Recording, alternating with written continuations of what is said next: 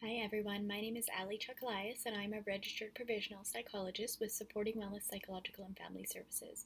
Today I'm going to talk a little bit about some common traumatic symptoms that sometimes come up for people when they have undergone a past or recent traumatic experience.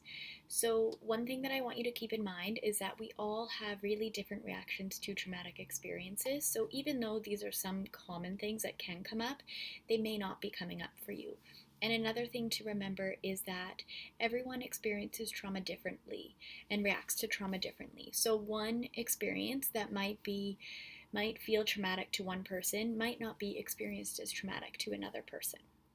So just keep these things in mind when you're reflecting on your own symptoms and try to just notice what's going on for you without judgment or comparing yourself to others.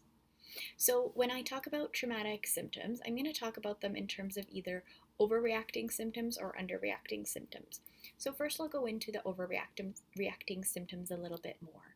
So, these are the types of symptoms that include kind of that overall sense of feeling heightened, almost like you're functioning on a higher frequency than usual.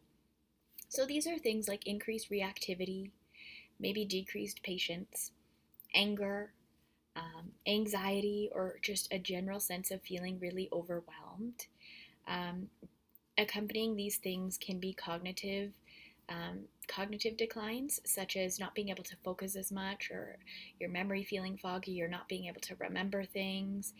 Um, those are kind of really common things that happen when we're in this overreactive state and we're kind of functioning in a more heightened place. So it's not just that if you are angry or anxious, it means that you're experiencing these as a result of the trauma.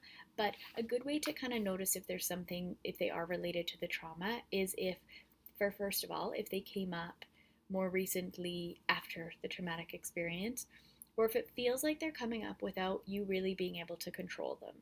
So, if you don't feel like you have a lot of choice and control, if you feel like they're coming up in situations where they normally wouldn't come up, or you're really not able to manage them, then that might kind of be a sign to you that maybe they're related to this past or recent traumatic experience.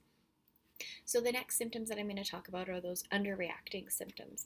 And those are the symptoms such as that wanting to withdraw or isolate yourself, feeling like you don't have energy for anything, like you just kind of need to zone out or cut yourself off from emotions. It can be that a feeling of numbness. A good way to describe that underreacting is kind of that feeling when you drive home and you get home and you're like, oh man, I wasn't really present during the drive home. I don't really remember if I stopped at every red light. You know that you did, but you kind of feel like you were in a daze. Sometimes that can be a way to kind of identify those underreacting symptoms.